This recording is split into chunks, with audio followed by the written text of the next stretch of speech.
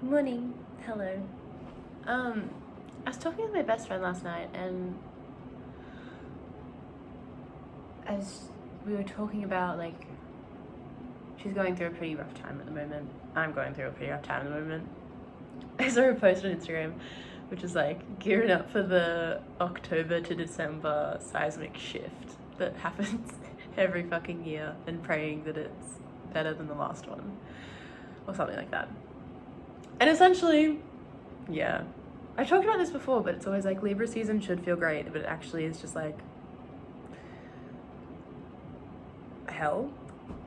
And like I think that is the universal experience. I feel really like validated in like seeing that more and more in like memes and like just people posting about stuff. I'm like, oh, it isn't just a me experience. As well as Sagittarius season. Sagittarius season, I think the more and more of my generation, like with Sagittarius and Pluto, as we grow up, we'll start to like be more vocal about the fact that Sagittarius season just fucking shit. Anyway, another point. What we were talking about last night is emotions, and I think in like just the, well, maybe in the community that's around me and like the conversations that I'm having, I don't know about anywhere else, but I also kind of do, because like internet communities, especially when we're considering like wellness or mental health or emotions, I think people are opening up to the idea of emotions being like a little bit more complex than we once thought. And like there's, I think, information and lessons, the more that people go into therapy and the more that people are engaging with therapeutic content and discussion, that like feeling your emotions or processing your emotions is different to looking at the stories about how you wound up feeling the way you're feeling, or how you would like to feel in the future, or how you think this feeling is sitting inside of you, or like trying to figure out why you're feeling the way that you're feeling. Like all of these like mental like mazes that like it's all very like, I think, and I did it like all throughout when I was a teenager, because I didn't really have access to my emotions at that point, but that's certainly how I started processing emotions. And I think that's how a lot of people process emotions, because when we're trying to process emotions, 9 times out of 10 we're not processing like happy ones.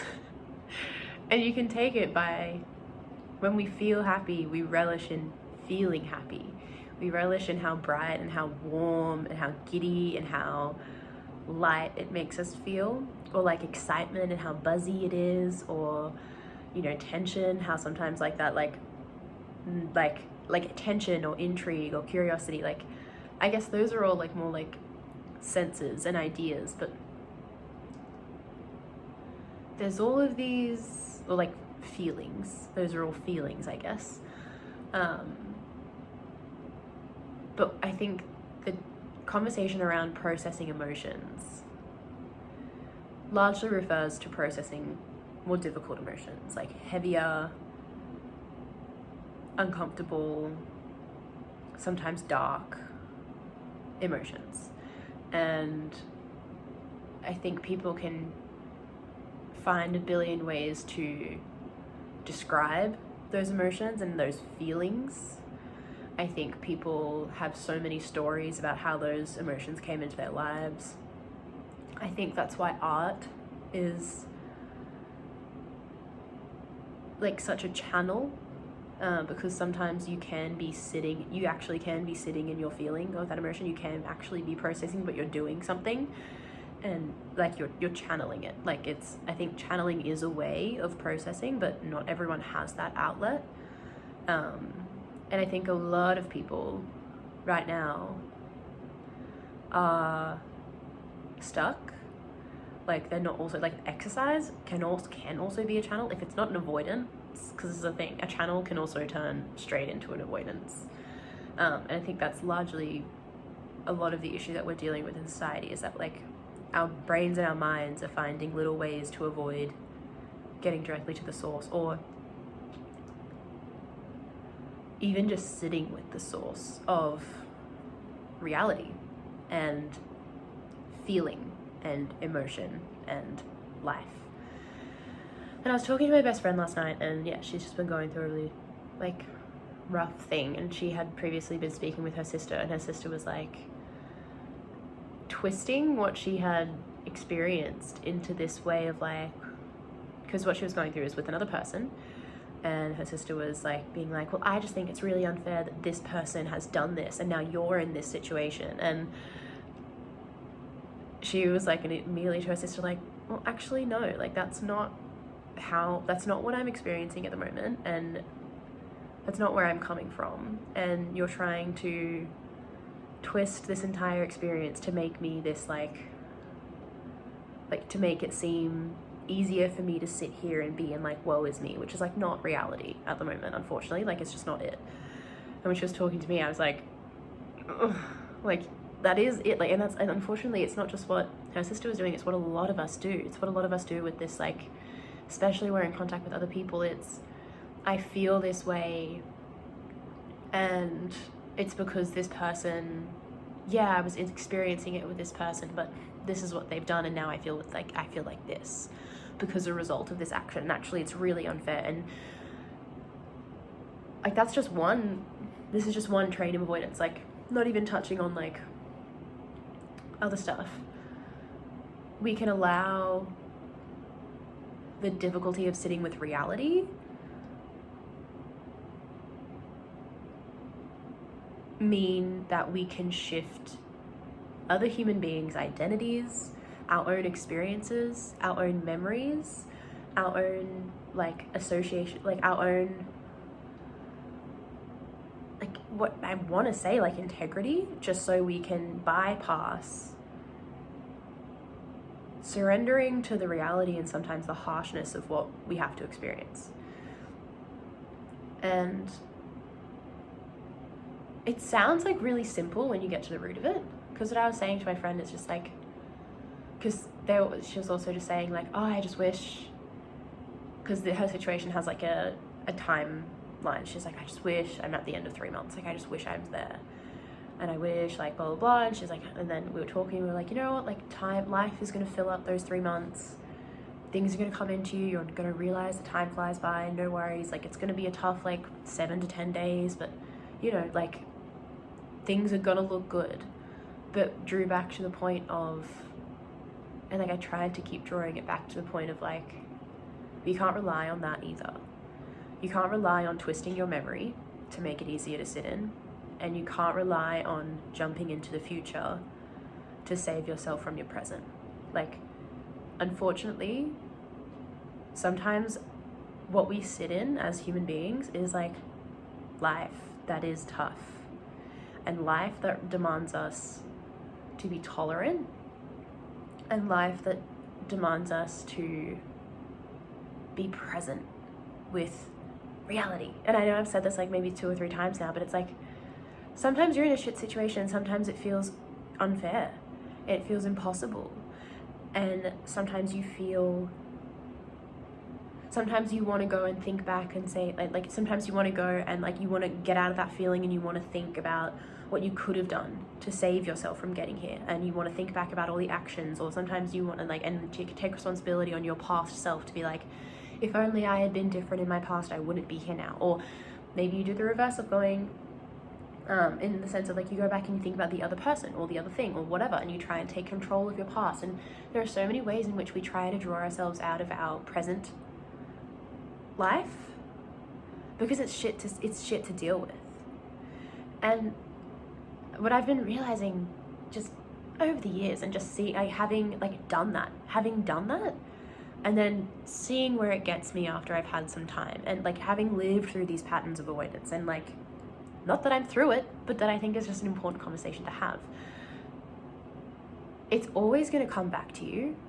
You're never actually going to escape it. And this feels like really obvious things, and feels like really obvious things that people hear all the fucking time, but maybe I just want to add another voice to the choir. Because it's like, there's a certain part, those things feel obvious, but I think something that I've been realizing more recently is that bringing it back to the tolerance thing of like, life is a whole spectrum of things that happen to you, and there are really difficult things that happen to you, and there are really trivial things that feel difficult. And if you teach your brain and if you teach yourself that the only thing you know how to do when you're faced with an obstacle of discomfort or challenge or disappointment or fear, if you teach your brain and you teach yourself that the only way you know how to deal with it is avoid it and run away, and especially in like the more minor circumstances, like what are you gonna do with yourself for the rest of your life? What are you gonna do with the world that we're in right now? The world that we're in right now is a whole catastrophe. It's a whole quilt of just shit. And I'm not saying that, like, I don't know what I'm saying with that, but I think I'm just speaking, I'm just saying what's happening. Like, on a microcosm and a macrocosm, there is like turbulence and unrest, and it is unfair and it is unjust on so many levels, in so many ways, in just so many places. And it's part of why I think, and this is, I stress, I am just thinking, I am forming conjecture based on my own little reality. I'm not saying that any of this is what it is. I'm not providing a solution. I'm just wanting to talk about it.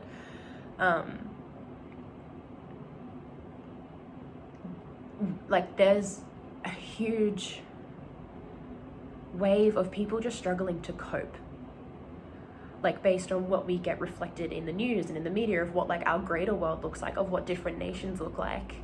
And then you get paralyzed by that, and then you're faced in life and you're faced with like either decisions or pressure or whatever, and you're like frozen by that, and people are frozen. Like, people don't know how to cope with life, and it is so fucking understandable. And it is so, none of this is criticism. Again, I just want to discuss this, is that like, I'm trying to find some kind of agency of coping by showing up for myself for like the minor turbulences that I face, in hopes that like I can develop something of myself and I can strengthen myself. And selfishly, it is purely for my own benefit, because I don't even want to get into like the larger societal, like humanitarian implications of like looking at the individual and looking at the world of like, how can you impact things that are just on a global scale just so messed up. And that's when, and I don't know if it's the right answer, but that's when I do the only thing that I can do, and I draw into my own agency and look at what I can impact, which is largely to degree myself and the people around me, and what I can do there. And I noticed that, and I notice, and I continue to notice that like I sabotage myself the more that I avoid my feeling. And I tell my friends, like I get like it doesn't take care of myself. Like I'm not taking care of myself in that way, and I'm making my own experience of life harder, and I'm making my own light in this world full of lights like more convoluted and dim, if this is making any sense. Like, and just talking with one of my best friends last night, it's just like, there was just this feeling of sense that came about in the conversation of just, hey, we need to do this because it's beneficial for this process. It's beneficial of seeing yourself through this difficult thing. And you're going to gain so much from this experience, and you need to be present with this experience because there's lessons here for you to learn. And you need to see yourself through this opportunity, because if you don't right now, if you do avoid it for however many weeks or however many months, it's just going to come back to bite you. Like, there's all these reasons of like, it's just going to come back to bite you anyway. There's lessons to be learned here. You're going to grow as a person. And those are things that have always fueled me in the past. But another thing that just seems to be fueling me is this thing of like, I need to face this because it's the thing that I can face. And like, I need to know how to cope. I need to know how to cope with pain. I need to know how to cope with discomfort. I need to know how to cope with disappointment. I need to know how to cope with these difficult feelings, because by God, they're not going to stop. And I don't mean they're not going to stop just for me in my life, even though that's true. It's not going to stop in the world. I still have hope that things are going to get better somehow, and they might in small pockets, and they might with small amounts of change. And I'm not saying that the world is doomed, but I'm saying at least right now, there are a lot of large-scale, awful atrocities happening, and I can't remain stuck. I can't keep running to delusion to escape my reality. I can't keep avoiding life. I need to know how to deal with feeling defeated and to deal with feeling despondent. I need to know how to cope. I need to get some tolerance. I need to build that in myself. And I'm not and this is the thing, is that, yeah, there are so many ways, the human psyche, just when you don't face that challenge, you can harden, you can numb, you can avoid, you can go into delusion, there are so many avenues in which we try to cope that just put a band-aid over the problem. But then, yeah, if I look at my life, and if I look at, hopefully I'm here for another 60 to 70 years.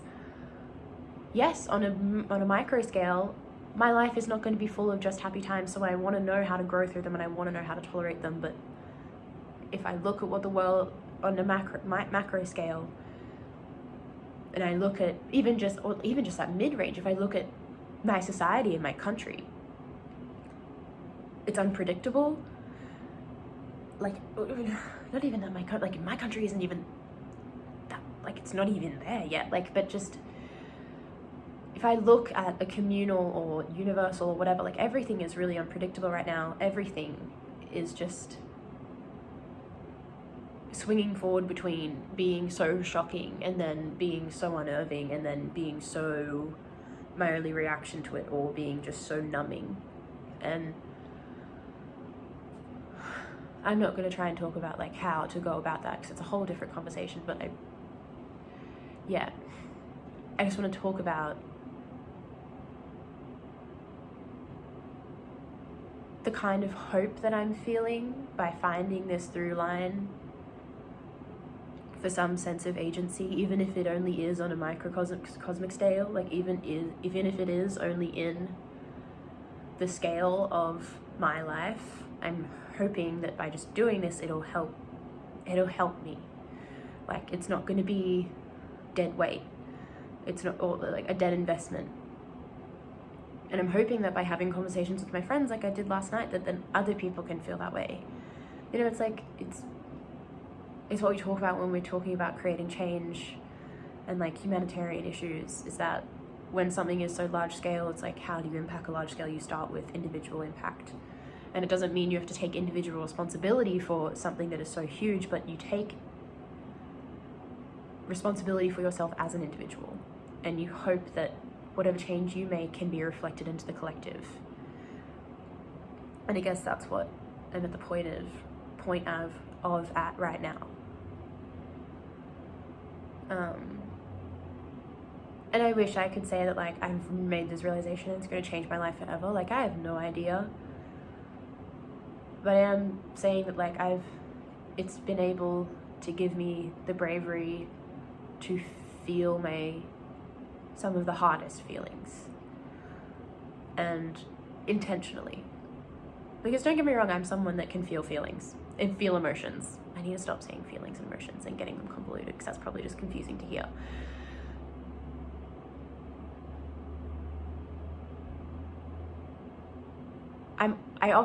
I feel emotion quite easily.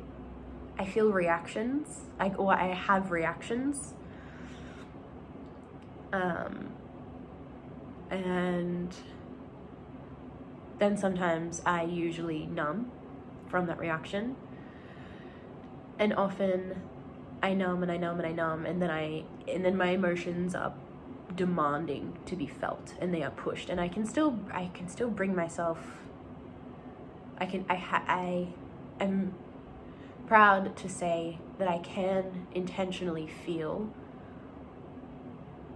and witness myself in that emotional place, and I've tried really hard to be able to get there, but I'm also going to be realistic and say that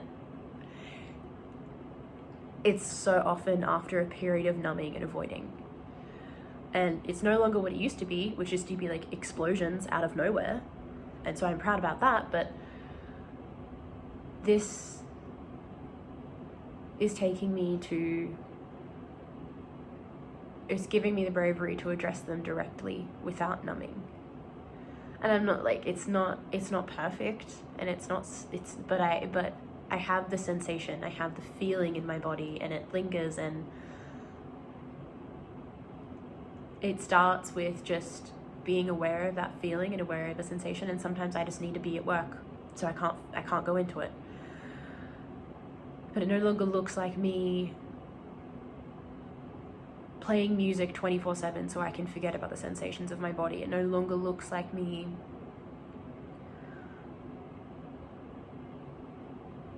indulging in things that make me forget about things. It no longer looks like me like running to friends and making plans and doing things that I'll talk about every single other aspect of my life except the uncomfortable feeling in my body. Or I'll talk about it in a detached way. It looks like, okay, I'm gonna hold this sensation because I'm at work or I am hanging out with friends, and I might mention it to my friends that that's what's going on inside of me, and I'll either suss out if I can talk about it with them there, or if I need to, I'll hold it until I get home, and I'm gonna create time to carve out and sit in it. And what that looks like is like, you know, sitting in it. If something's coming up in my sternum, if something's coming up in my belly button, if something's coming up in my hips, it's sitting in it, and it's putting my attention to that area. And I like know that people describe this all the time, but so much of the time when we do this, like, you start with the story. You put your attention there and you're going, oh, that's the pain that I'm feeling from this, and it feels so uncomfortable. And it's as soon as you start talking to yourself about that thing, you've already taken yourself out of the feeling and the presence. Because it starts as this little bundle somewhere, and then when you focus it and you build it and you breathe through it, like sometimes you have to breathe through it slowly, and sometimes you can only take in like sometimes your breath needs to be so many different things in order to release and accept the feeling that's in your body and accept the emotion that's like being held there. And sometimes it comes out in an expression, sometimes it comes out in a scream, sometimes it comes out in crying, sometimes it comes out in just like gargles and garbles, and like sometimes it comes out in shaking, and sometimes it comes out in tensing your hands and like hitting or like whatever, like, but it's a whole process. And that's what it is to process an emotion through feeling. And I finally understood that. And like, I mean finally, because yeah, as I said, the past times it's been like feeling my emotions or going through my emotions because of a reaction, or because of pent up explosion, or because of like avoidant.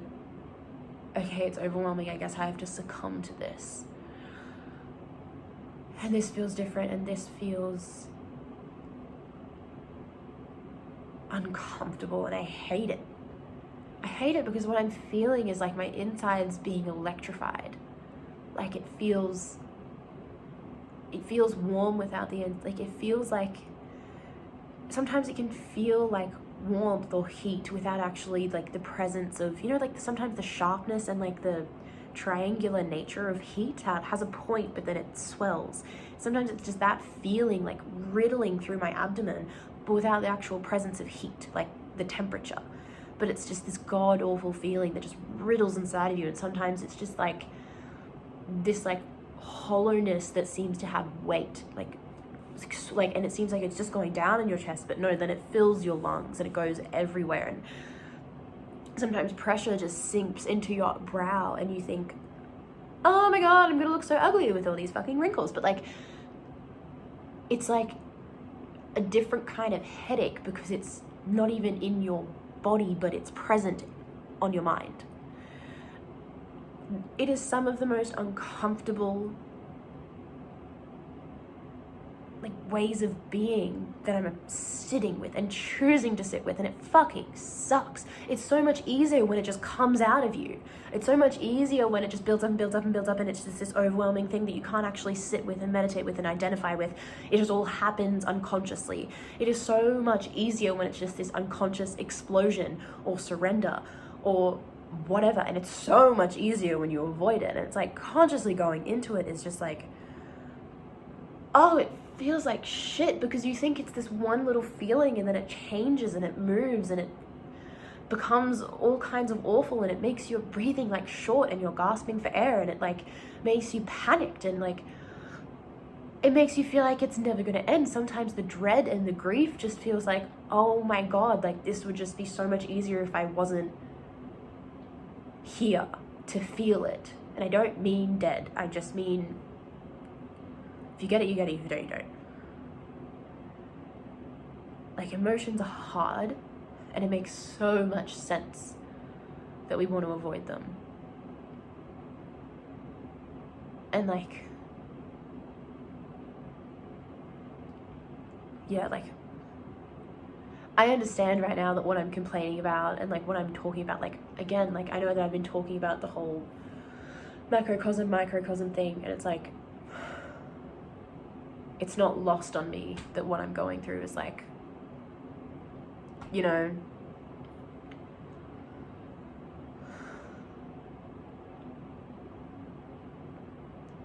but it's also not lost on me that like, this is my life, and this is what I'm going through, and this is what I'm thinking about, and it's what I have to work with, and it's what I have to deal with. So that's my reality.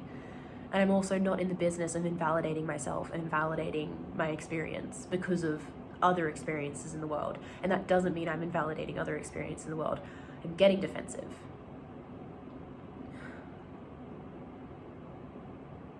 I'm getting defensive because right now in this world, it feels so selfish to have a subjective experience of pain when there is so much pain everywhere else.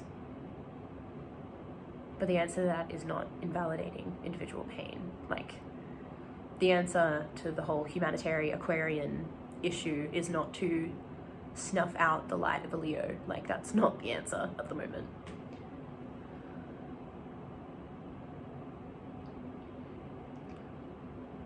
I'm just getting defensive because I'm aware this is going on a public platform. And as a little Leo, there is an ingrained fear of being told that you're too much, or that you're a attention seeker, or you're thinking about yourself, or you're too absorbed in your own experience, or whatever. You're not thinking about others, or you're not thinking, you know, any fire sign would be able to get that, but I'm just scared, I think. I'm scared of being seen as insensitive or detached or selfish or self-centered. But also then there's the flip side of me that goes, I am self-centered. Every human being is self-centered. Otherwise, how are you moving through this world? If you're not self-centered, then what is yourself doing? Where is yourself? How are you grounded? Anyway, that's like 5 different conversations, and I think I've spoken enough. Thank you so much for listening, and thank you so much for like hopefully holding the space for me to being, or like finding the space and the forgiveness in you to hear me talk about my own little feelings, not little, my own feelings, my own experiences. And I hope you find yourself agreeing, or you find yourself in me. And maybe you learn something, or maybe this is just reaffirming to hear. Like, a lot of the time I just hope that I'm like a reaffirming mirror for people to not either feel alone, or to help you feel understood, or whatever it is.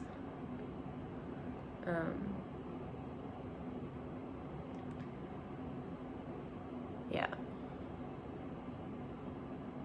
like I said, I'm going through like a little bit of a process of my own at the moment, and it's hitting on some like heavy wounds. And I know my best friend is, and I know a lot of people in my life are, and so probably not a short guess to guess that you watching it might also be, whether it has to do with another person or whether it has just to do entirely with yourself, your own choices, your behavior, predicaments, your path, where you feel guided, what you might have to let go of, whatever it is.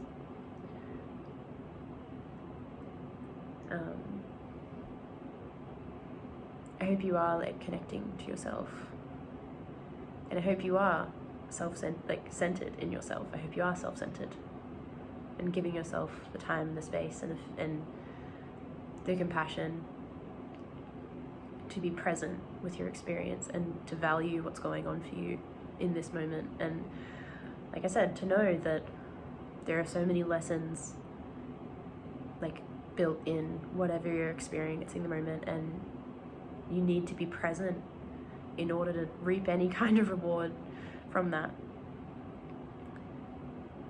because you also deserve to. Like, you deserve to grow and you deserve to learn from your life, because it is constructed to build you into whatever kind of beautiful light you're meant to have in this world. So I hope that is there for you. I hope you find it, or I hope it finds you. And yeah, thank you for listening for half an hour. Oh my god. I think there's a full moon happening next week. Is it happening today? No, I think it's next week. 17th? Is it the 17th? I don't know. I could be making it up. But it should be Aries? Aries full moon? Because we're in Libra season? Yeah. Good luck. Whew. All I know is good luck, because Aries moons, especially with like the lack of fire that we have in the sky right now, ooh baby, it could be shocking. But you know what?